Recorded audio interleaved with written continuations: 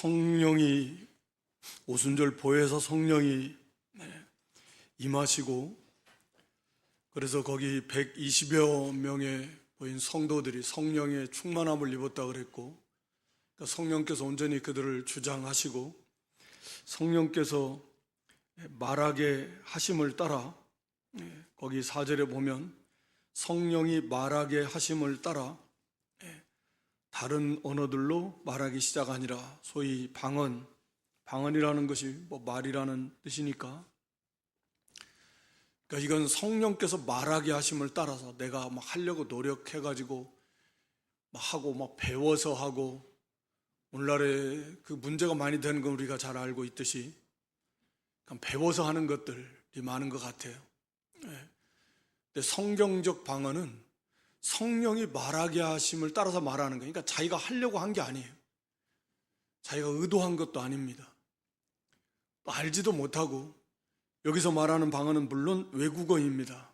거기 5절에 경건한 유대인들, 즉 그 오순절을 지키기 위해서 천하 각국으로부터 와서 예루살렘에 머물러 있던, 참 오늘날 저런 이슬람 모슬렘들도 그렇지만 이렇게 절기를 지키기 위해서 그 어려운 시절에 그렇게 먼 곳에서 예루살렘으로 모인 그런 열심.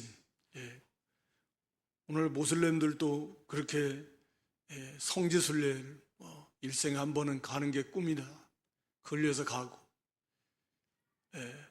이렇게 이스라엘 유대인들은 우리가 구약에 1년에 3대 절기 때는 모여서 미리미리 가야 되고 한 주간 지키는 건데, 그래서 미리미리 가서 다 준비하고 그렇게 해서 하나님 앞에 이 절기를 지킵니다. 그래서 이 경건한 유대인이라는 표현은 하나님을 잘 섬기는 그런 사람들이라는 표현인데, 그래서 이 절기를 지키기 위해서 다 모였는데, 여기 나온 그 각 지역 나라가 한 15개 나오는데 다 언어가 다릅니다. 물론 로마 헬라어로 당시 쓰던 공용어로 쓴다라고 하면 쓸 수 있겠지만, 이 사람들이 표현하는 건 각기 우리의 말, 그 나라 말로 다 자기들이 듣는다라고 이렇게 말하고 있습니다. 그러니까 여기서 말하는 방언은 물론 외국어, 여기 120명 모인 사람들이 한 120명이면 15나라 하면 한 8명 정도씩, 그렇게 대략 한 나라 말을 했다라고 치면은 그렇게 하는 거죠. 배워본 적도 없고, 대부분 다 갈릴리 사람들이라고. 여기에 갈릴리 사람들이라는 표현은 좀 비하하는 표현이잖아요. 배우지 못한 천민들. 감히 이런 학문을 배우는데 어떻게 외국어를 감히 배운다는 건 상상도 하기 어려운 일이에요. 절대 알 수 없는 일입니다. 이제 그런 사람들이 성령의 말하게 하심을 따라서 그렇게 방언으로 이 복음을 전한 사건입니다. 그러니까 이제 우리가 고린도 교회에서 이 방언의 문제가 많이 시끄러웠고, 거기서 세세하게 다룹니다만, 쉽게 말하면 그 고린도 교회에서 이렇게 문제가 됐던 방언은 알아듣지 못하는 방언입니다. 아무도 모른다 그 말이죠. 그 방언은 외국어도 아니고, 아무도 모르는 방언. 그래서 통역하는 자가 있어야만, 그게 성령이 주신 방언이라면, 자기가 하고 싶어서 하는 것도 아니고 그냥 성령께서 말하게 하시니까 한 거니까 그게 성령의 역사인 것이 분명하면, 그럼 그런 경우, 또 이 통역의 은사가 있는 사람이 그걸 통역을 하는 경우가 아니면 하지 말라. 그래서 그게 유익이 되는 거예요. 하나님의 말씀을 전할 거니까 통역을 통해서 유익이 되는 하나님의 말씀을 받는 건데, 그렇지 않으면 그건 무익하다, 아무 유익이 없다라고 하는 것이 결론이잖아요. 알아듣지 못하는 방언에 대한 결론이에요. 그래서 교회에서는 해서는 안 되는 거예요. 본인도 모르는데, 본인도 하나님 앞에 무슨 말 하는지도 모르는 거잖아요. 자기가 하나님 앞에 무슨 기도를 했는지도 모르는데 그게 무슨 의미가 있을까? 예를 들어 자기 영은 기도했다고 해도 자기 마음의 열매를 맺지 못한다. 내가 무슨 기도했지 몰라요. 하나님 앞 무슨 말씀을 드렸는지 몰라요. 그게 무슨 유익이 있겠냐 그 말이에요.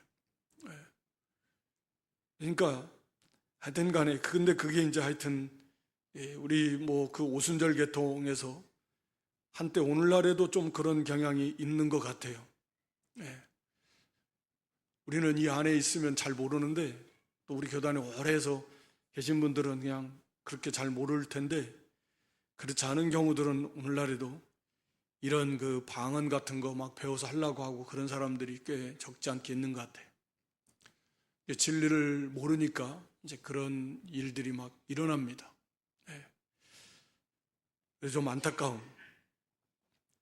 그래서 지난주 한 주간에서 기도 갔다 왔는데 기도원으로 갔다 왔습니다. 산에 못 가고. 그런데 하루 저녁 꼭 그런 분이 예전에도 한 번 있던데 막 방언을 연습하는 것 같아요. 막 뭘 틀어놓고는 하여튼 희한한 소리를 내면서 1시간 동안 막 목청을 틔우는 것도 아니고 방언을 배우려고 하는 건지 막 그러고 있더라고요. 참 안타깝다는 생각은 들었는데 아무 유익이 없는 거예요. 뭐 그걸 막 배우려고 그렇게 하는 건지 모르겠어요.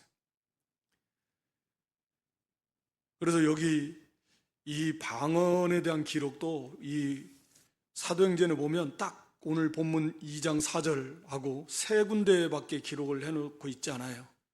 거기 고넬료 사건, 그 사도행전 10장 45절 46절 거기에 이제 그 이방인들 고넬료 가정에 이렇게 성령이 임하는, 그래서 이방인들에게도 성령이 임한 그런 증거로서 보여준 사건입니다.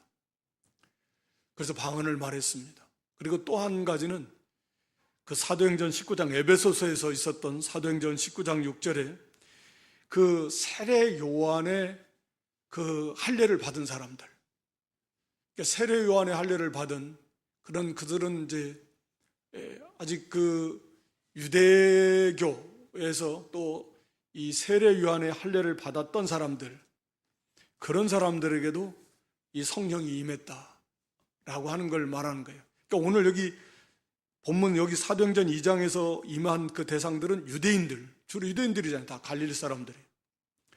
유대인들에게 성령이 임하셨고 또 10장에 가서 고넬료 가정에 이방인들에게 성령이 임하셨고 그 다음에 19장에 가서 세례 요한에, 그들도 이방인들인데 이방인 중에서도 또 세례 요한의 세례를 받은 그런 사람들에게 성령이 임하신 증거. 그러니까 이것은 하나의 상징적으로 유대인뿐만 아니라 이방인이고 또 이렇게 세례 요한의 세례를 받은 그런 모든 사람들, 어떤 사람들이든 간에 예수 그리스도의 복음을 믿기만 하면 성령이 임하신다라고 하는 그런 어떤 그 상징적인 의미로서 이 사도행전에 딱 이 3군데 많은 사람들이 사도행전에서 거듭났습니다. 여기 뒤에 가서도 뭐 5,000명, 또 뒤에 3,000명 성령이 임하시고 그들이 거듭났지만 그들이 뭐 방언을 했다는 기록은 없어요. 물론 했는지 안 했는지는 말하고 있지 않지만 그러나 성경이 그것을 기록하고 있지 않다라는 의미는 거기에 분명한 의도와 목적이 있어요. 그것이 구원받은 사람마다 반드시 있어야 되는 증거도 아니고 그 교회사 속에서 반드시 뭐 예를 들어 할례를 행해야 된다든 뭐 세례를 행해야 된다든 할례를 하선 안 된다든 이 어떤 교회를 세워나가는데 중요한 문제 같은 경우는 공예를 통해서든지 그렇게 정립을 시켜나가지만 이건 뭐 방언의 문제는 성령이 많은 사람들이 구원을 받았지만 이 사도행전에도 그들에게 방언이 뭐 역사가 임했다 이런 기록은 없다 그 말입니다. 기록하지 않고 있다 그 말입니다. 성경이.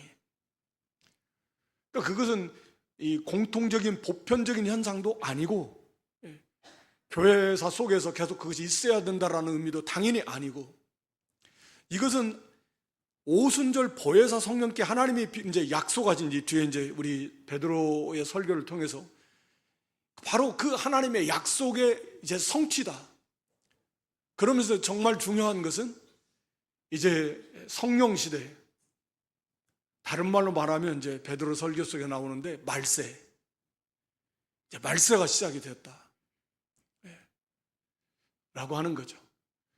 그래서 이제 오순절 성령께서 이제 임하셔서 그 보혜사의 직분을 가지고 이제 모든 유대인이건 이방인이건 뭐 또 이런 세례요한의 가르침을 받았던 사람들이건 다 관계없이 이 복음을 받는 자들에게는 성령께서 누구에게 드신지 다 임하시고 이 구원을 주신다라고 하는 그런 상징적인 사건이, 그래서 여기 이 오순절날 여기 모인 사람들에게 이 방언을 하게 하셨고, 또 이 방언을 하게 한 목적 중에 하나가 당시에는 뭐 오늘날처럼 뭐 통역기가 있는 것도 아니고 통역하는 사람들이 많은 것도 아니고, 그러니까 급속하게 이렇게 복음이 전파되기 위해서는 이런 성령의 역사가, 이런 주권적인 역사가 필요하다 라고 하는 거죠.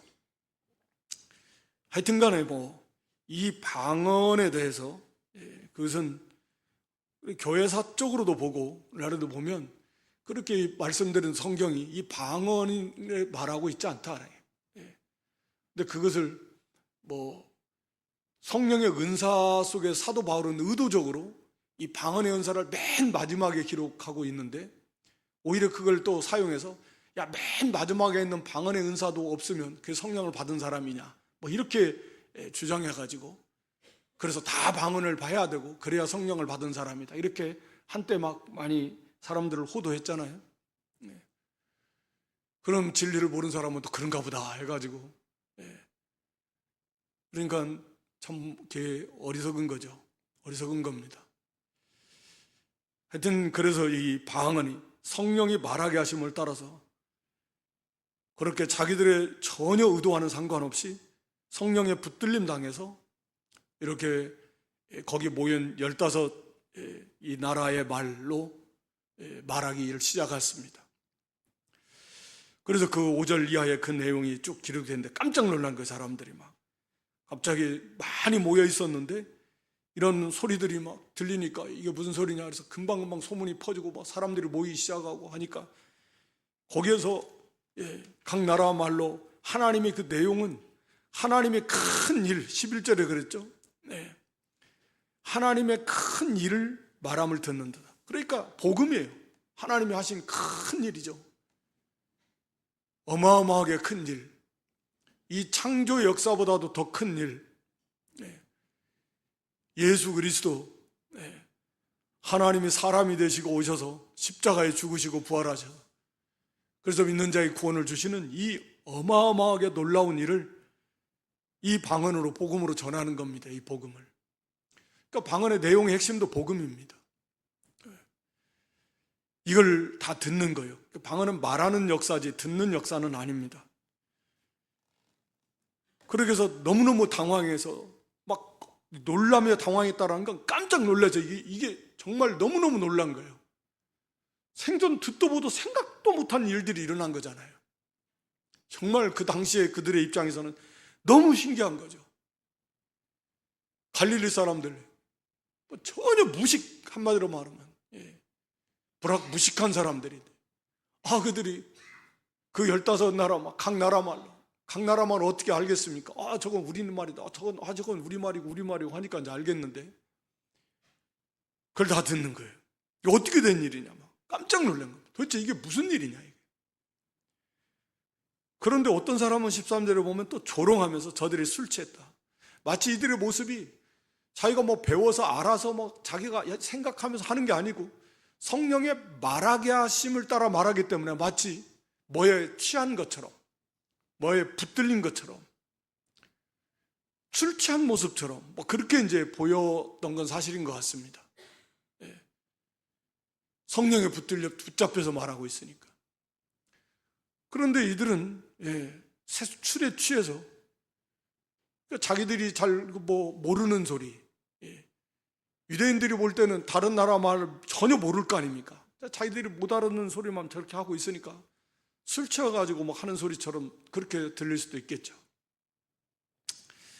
그래서요, 여기 이제 14절부터 베드로가 설교를 하는데, 우리가 아는 대로 베드로 물론 학문이 없는 사람이고 어부였던 사람이지만 이렇게 성령의 충만한 은혜 속에서 이 담대하게 또 아주 성령의 주시는 그 지혜로 지혜 있게 하나님의 말씀을 들어서 담대하게 이 복음을 이제 전하는 그런 이제 설교를 하게 되는 겁니다. 이게 하나님이 하시는 거죠. 성령께서 하시는 거죠. 예. 이런 거 보면 어느새 신학을 해가지고 설교학을 배우고 막 할 필요도 없는 것 같아요. 예? 그래서 그냥 성령께서 충만하게 임하셔서 지금은 베드로나 이런 게 설교학을 오늘날처럼 배워서 어떻게 해야 되고 무슨 그것을 다 짜가지고 그러겠습니까? 예. 성령께서 감동해 주셔가지고 그렇게 해서 이 설교를 하는 참 그런 뭐라고 해야 되나 이건 아주 정말 아름다웠고도 담대하고도 영광스러운 모습이라고 할 수 있을 것 같습니다. 그 담대함이 그 많은 사람들 조금도 위축되지 아니하고 베드로가 11사도와 함께 서서 소리를 높여서 이르되 유대인들과 예루살렘에 사는 모든 사람들아 이 일을 너희로 알게 할 것이 내 말에 귀를 기울이라. 막 떠들고 막 취했다 막 조롱도 하고 그러는데 잠잠하게 하고 먼저 이건 술 취한 것이 아니다. 때가 제 3시니 3시라고 오전 아침 9시. 그러니까 이 아침 9시에 너희 생과 같이 이 사람들이 취한 것이 아니다. 당시는 이 말이 그냥 당연하게 인정될 만큼 그게 저녁 낮에 밤중에라도 잠깐 술 먹고 자는 거지. 술 먹는 사람도 아침에 술 취하는 사람이 있어. 아침부터 술 먹는 사람이 없는 거예요. 오늘날에는 세상이 밤과 낮이 없으니까 아침에 술 취한 사람도 많지만 당시에는 이것은 아침에 제3시 9시인데 너희 생과 같이 사람들이 술 취한 것이겠냐. 상식적으로 당시에 보면 그건 불가능한 일이다라는 그런 말을 하고 있는 것입니다. 그러면서 어떻게 해서 이런 일이 일어났는가 하는 걸 말하는데 거기 16절에 이는 곧 선자 요엘을 통해서 말씀하신 것이 일렀으되 당연히 베드로나 사도들도 구약 성경에 많이 이렇게 배우고 정통하고 가르침 받았고 성령께서 이제 필요한 이 말씀 주시는 거예요. 그 말씀을. 그래서 베드로가 이 말씀을 이렇게 전하는 것입니다. 그래서 하나님이 말씀하시기를 말세에 내가 내 영을 모든 육체에 부어주리니 너희의 자녀들은 예언할 것이고 너희의 젊은이들은 환상을 보고 너희의 늙은이들은 꿈을 꾸리라. 이제 이거 요엘서 2장 28절로 32절에 있는 말씀입니다.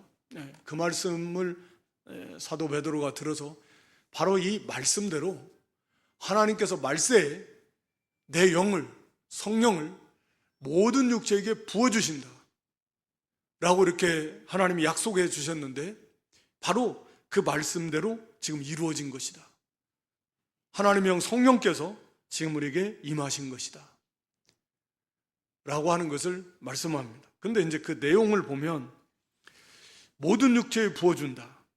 이건 사실은 엄청난 사건입니다. 우리가 구약적 관점에서 본다면 당시 또 유대인들의 입장에서 볼 때 성령이 임하시는 경우는 구약시대에는 정말 특별한 경우, 선택받은 선지자들 또는 왕이나 아주 특별한 경우 성령이 임하시는 그런 체험을 하게 되는 거고, 근데 모든 육체, 이건 모든 육체라는 건 하나님 백성들을 말하는 거죠. 모든 육체에 성령을 부어주신다라는 말은 엄청난 사건이었던 거죠. 어마어마한 예언이었던 거죠. 이 유대인들이나 구약적 사고에 잡혀있는 사람들은 그건 상상하기 힘들 만큼의 놀라운 일입니다. 아니 선지자라는 것도 선지자가 항상 있는 것도 아니고 하나님이 세워주셔야 어느 그 시대에 한 명이 있어도 큰 복이고, 말라기 이후 같은 경우에는 아예 그냥 없어요. 없어. 몇백 년이 지나가도 선지자가 하나도 없는, 말씀이 희귀하면은 시대는 어둠의 시대는 몇십 년 몇백 년 지나도 선지자 하나 구경하기 힘들만, 그런 선지자들에게 성령이 임하시고 말씀을 주시는 건데 아니 근데 모든 육체에게, 모든 하나님 백성들에게 성령을 부어주신다라니, 이건 정말 어마어마하게 놀라운 일이다, 너무나 큰 일이다라고 하는 거죠. 바로 이 일이 지금 일어났다는 거예요. 그러면서 성령이 임하시면 어떤 일들이 일어나냐? 너희의 자녀들은 예언할 것이고, 말씀드린 대로 여기 자녀들, 젊은이들, 늙은이들 이렇게 표현하는데, 자녀들이라는 건 좀 어린애들. 예언한다라는 게 뭐예요? 말씀드린 대로 이건 선지자들이나 할 수 있는 일이에요. 예언이라는 건, 그러니까 이제 세상적 관점에서 볼 때도 앞날을 이렇게 바라보고 뭐 뛰어난 무슨 이 천기를 분별할 줄 아는 뭐 그런데 뭐 그 철학을 공부하고 그런 여러 가지 학문을 깊이 공부하고 뭐 연구하고 뭐 그런 걸 통해서 막 지혜가 뛰어나서 앞날을 예언하기도 하고 막, 그러니까 한마디로 예언을 한다라는 말은 대단히 뛰어난 사람이에요. 구약 이스라엘의 입장에서는 선지자들이에요. 하나님이 세움받은 선지자예요. 그러니까 정말 지혜로운 사람들이에요. 앞날을 다 일어날 것을 알고서 가르쳐주는 사람. 인간적인 입장에서 볼 때도 이거보다 지혜로운 사람이 어디 있어요? 아니 앞에 일어날 일이 앞날에 무슨 일이 날지 어떻게 알아요? 근데 그것을 미리 안다? 이건 정말 뛰어난 사람 아니겠습니까? 그런데 여기서 말하고자 하는 것은 성령이 임하시면 자녀들이 이제 애들이에요. 걔들이 뭘 알겠습니까? 그런 애들조차도, 자녀들조차도 성령이 임하시면 예언을 하게 될 거다라는 거예요. 물론 이거 예언이나 환상이나 꿈 다 말씀을 나타내는 거고 구약적 개념이죠.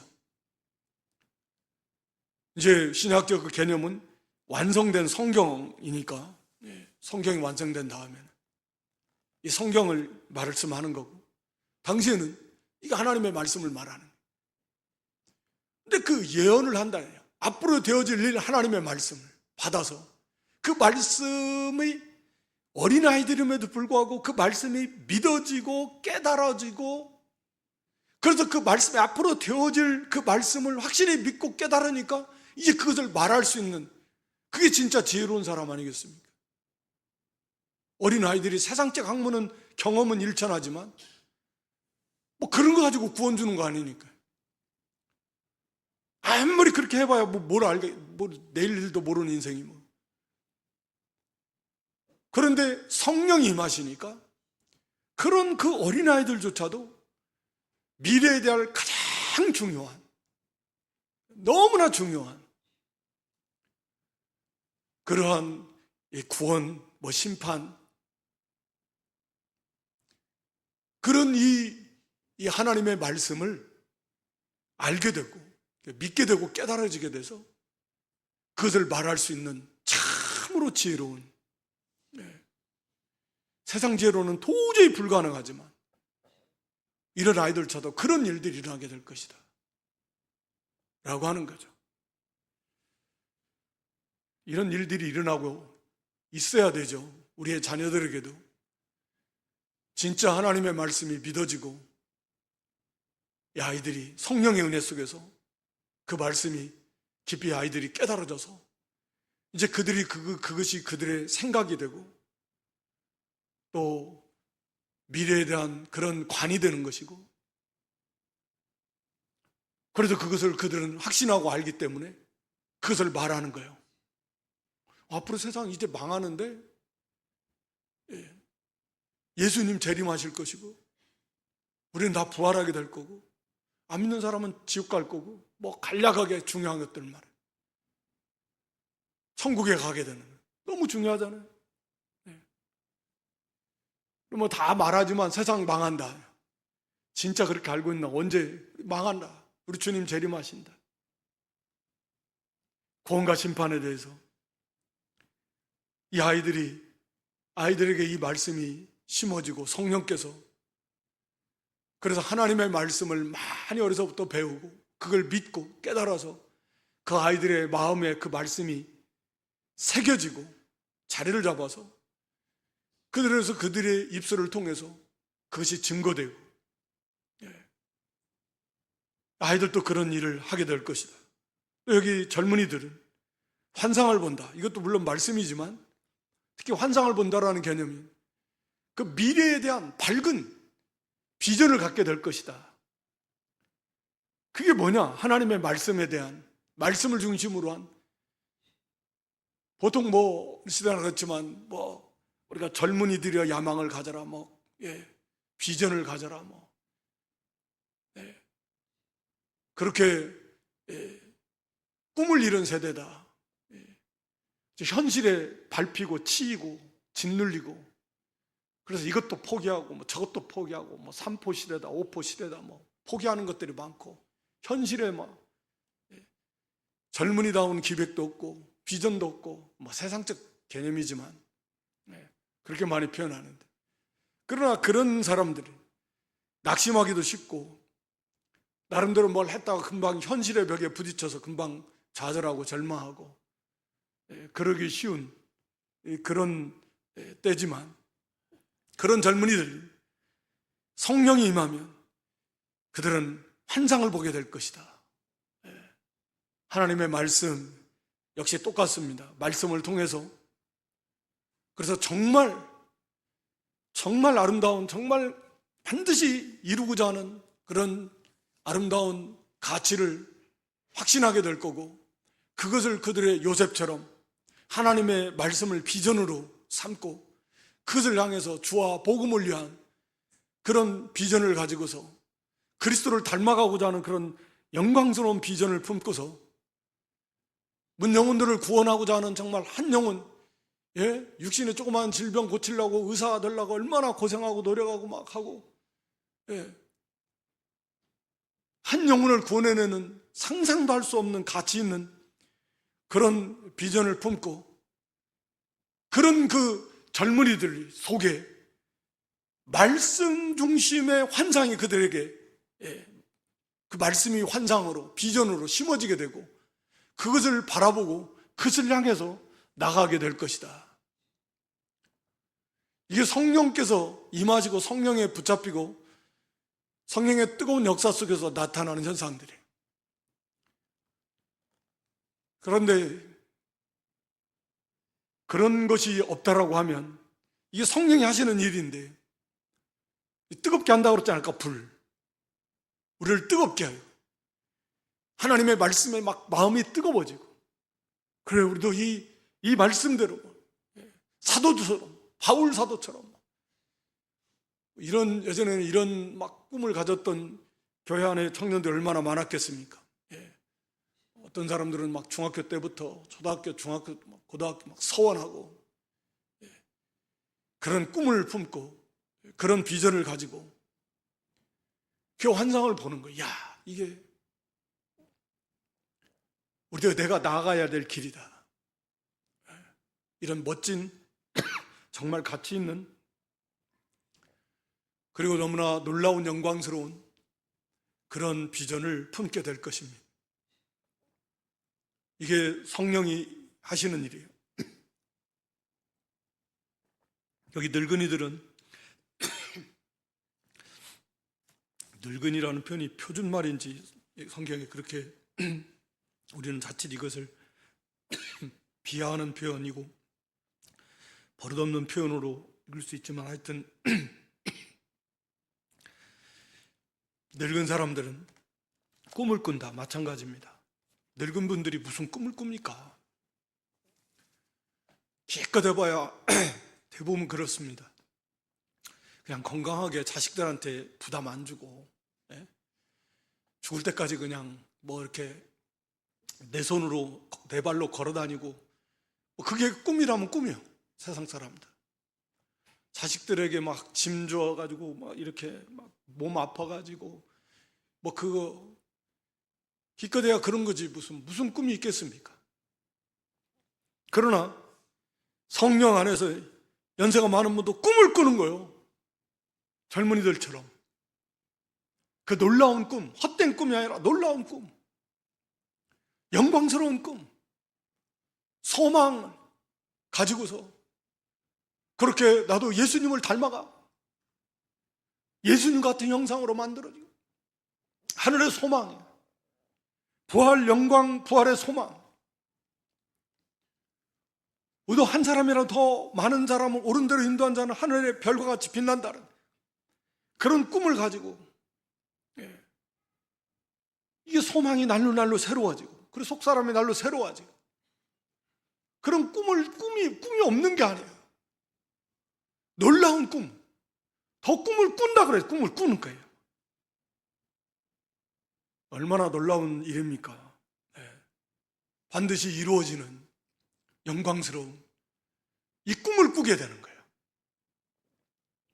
이게 성령의 역사니까, 성령에 붙잡힌 그런 사람일수록 이런 역사들이 나타난다. 꿈을 꾸고 있습니까?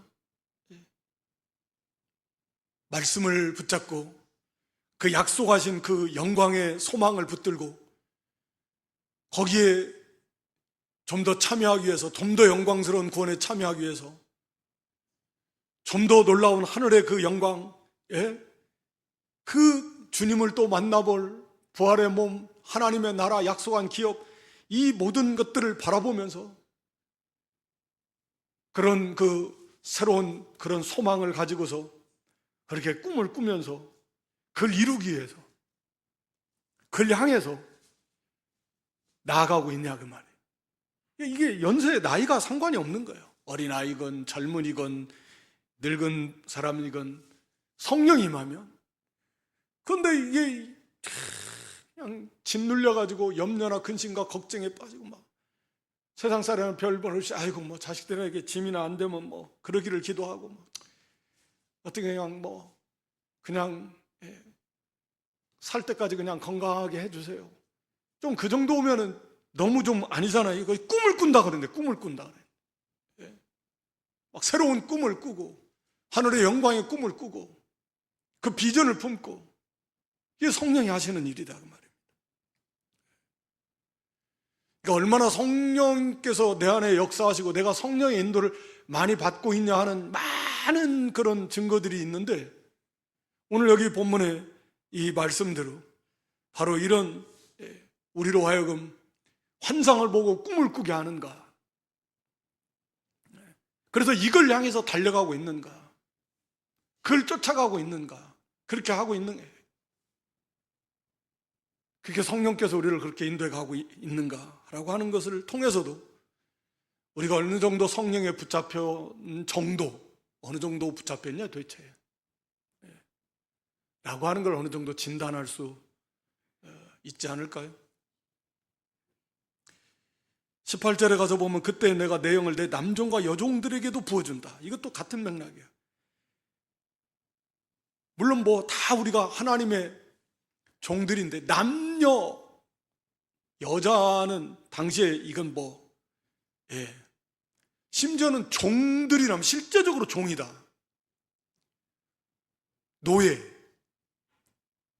노예들, 사람 취급도 안 받는 노예들, 그것도 여종이다. 그러면 이건 어떻게 표현할 수 없을 만큼 가장 비천한 소망. 그런데 그런 여종일지라도 내가 부어준다. 선지자처럼, 제사장처럼 그렇게 다 존귀한, 그러면서 내 남종, 여종 이렇게 표현하시는데, 사실 우리가 다 주님의 하나님의 종이니까, 또 종의 자리에 있을 때 다 맥락이 다 통하는 거니까요. 성령 인도를 잘 받는 사람이고, 그럴수록 성령의 충만함을 입어갈 수 있는데, 하여튼 이것은 누구든지 믿기만 하면 성령이 임하시고, 성령이 임하시지 않으면 또 이건 구원 받을 수 없는 거니까. 그러니까 우리는 당연하게 생각하는 거지만, 구약의 성도들과의 이 비교를 해보면 엄청난 신약의 성도들은 어마어마한 특권을 받은 거죠. 특혜를 받은 거죠. 구약의 성도들은 구원을 받았어도, 오실 메시아를 믿고 구원을 받았지만, 이런 성령이 임하셔가지고 그 사람 안에 거하지 못한 사람들이 부지기수다예요. 그리고 선지자들도 항상 계신 게 아니에요. 성령께서 잠깐 임하셨다가 떠나시지, 이렇게 계속 그냥 우리 안에 머물러 계신, 영원토록 우리 안에 거하신, 이런 건 없어요. 다윗과 같은 왕도 그렇게 죄짓고 성령이 감동을 받을 수 없어 성령이 떠나가시면 너무 고통스러워. 그런데 거기에 비하면 이 신약의 성도들은 누구에게나 성령이 임하실 뿐만 아니라 그 안에 항상 거하신다. 그러니까 이것은 우리는 그냥 이게 그냥 당연한 거지. 이게 젖어가지고 이게 얼마나 영광스러운지 모르는 거지만 이게 구약적 관점에서 이 볼 때는 정말 어마어마한 일이다. 어마어마한 일이다. 너무너무 놀라운 일이다. 라고 하는 것입니다. 이게 엄청난 하나님의 그 은혜예요. 그게 바로 예수 그리스도의 그 실체 되시는 우리 예수님 십자가 부활을 통해서 이 구원을 완성하신 그 완성된 이 강력한 진리를 가지시고 이제 보혜사의 직분을 가지고 성령께서 임하셔서 우리에게 이 일을 구원을 우리에게 적용하시고 이루어 가시는 그런 주님이시다 라고 하는 것입니다. 오늘 여기까지 하겠는데 오늘 하여튼 뭐 성령이 임하시고 이 방언의 문제에 대해서 아직도 혹시 혼란을 겪거나 또 방언을 막 하고 싶다라거나 뭐 이런 거 하고 그런 것은 가급적이면 그러니까 그건 절대로 혼란을 겪어서는 안 되고 또 이 방언은 뭐 현실적으로 역사를 보면 오늘날에도 마찬가지지만 성령께서 특별히 그렇게 주권적으로 방언을 하게 하시면 뭐 하게 하는 거지만 그런 역사는 별로 없다. 거의 없다라고 보시면 되고 거기에 미혹당하지 않도록 해야 됩니다. 그래서 성경 말씀을 통해서 몇 갑절이나 더 중요한 1만 마디 방언보다 5마디 깨달은 그러면 뭐 2000배 단순 계산으로 2000배나 더 귀한 게 예언이다. 하나님 말씀을 깨닫는 게. 방언의 무익성에 대해서 사도 바울도 고린도전서에서 그렇게 말씀하고 있습니다. 그러니까 그거 하려고 하지 말고 미혹당하지 말고 또 이 사도행전에서도 이 방언은 역사는 딱 3번만 기록하고 있다. 일반적인 것이고 모두에게 있어야 되는 것이고 그런 것이 아니다 라고 하는 것입니다. 그러니까 말씀을 바로 배우고 확신해서 그런 거에 현혹되지 않도록 우리가 조심해야 돼요. 지금도 뭐 혹시 어디 가면 방언한다. 뭐 하나 하면 또 뭐 할까요? 배워서 하면 뭐 하겠습니까? 그게 무슨 방언이겠습니까? 그리고 여기 성령이 임하신 이 사건이 얼마나 놀라운 사건이고 오늘 여기 요엘서의 말씀을 들어서 좀 우리에게 적용해 보려고 했는데 오늘 우리에게도 이 성령께서는 우리가 예언하게 하시고 환상을 보게 하시고 꿈을 꾸게 하신다. 우리 성령은 하나님은 우리도 정말 그렇게 성령의 은혜 속에서 환상을 보고 꿈을 꾸고 있는가? 그리고 우리의 삶에 그래서 가장 그 아름다운 놀라운 삶의 목표 그 소망, 그 꿈을 거기에 두고 그것을 향해서 가고 있는가? 그리고 그 새로운 막 힘, 솟아나는 영적 그런 생명력이요. 나이와 관계없이 꿈을 꾸는 거예요. 그걸 이루기 위해서 막 속사람의 날로 새로워지면서 그 꿈을 이루고 또 예언된 약속된 꿈을 바라보면서 그렇게 하루하루가 막 활력 있는 뭐 몸은 점점 후패해져도 속사람은 새로워져서 이렇게 환상을 보고 하나님의 말씀에 맞는 그런 최고의 그런 비전을 품고 그 꿈을 향해서 갈 수 있는 그런 저와 여러분 모두가 될 수 있기를 주님의 이름으로 축원합니다. 하나님 우리 아버지 이전에도 저희들 불러주시고 오순절 보혜사 성령께서 임하신 이 역사적 사건이 오늘 우리에게도 이 보혜사 성령님 동일한 성령께서 우리 안에 임재해 계시고 우리의 구원을 책임지시고 또 이루어 가시는 말씀을 들려지고 믿어지고 깨달아지게 하시고 말씀을 통해서 책망하시고 말씀대로 행하고자 하는 선한 소원을 일으켜 주시고 또 각오하게 하시고 결단하게 하시고 우리를 뜨겁게 하시면서 오늘 이 말씀대로 우리도 다시금 성령께서 말씀을 향한 말씀에 맞는 그런 환상을 보고 꿈을 꾸는 그러한 저희들의 신앙으로 인도해 가시는 성령의 충만한 은혜의 역사가 저희 가운데 함께 해주셔서 우리가 그 놀라운 성령의 인도를 따라서 우리가 꿈을 꾸고 또 환상을 보면서 영광의 나라를 향해서 우리에게 약속하신 이 원대한 이 놀라운 비전을 품고 영혼들을 구원해내며 하나님 나라를 아름답게 세워나가며 예수 그리스도의 형상을 닮아나가는 이 놀라운 꿈을 이루어나가는 저희 모두가 될 수 있도록 성령 하나님 저희를 붙들어 주시고 역사해 주시옵소서. 예수님의 이름으로 기도드리옵나이다.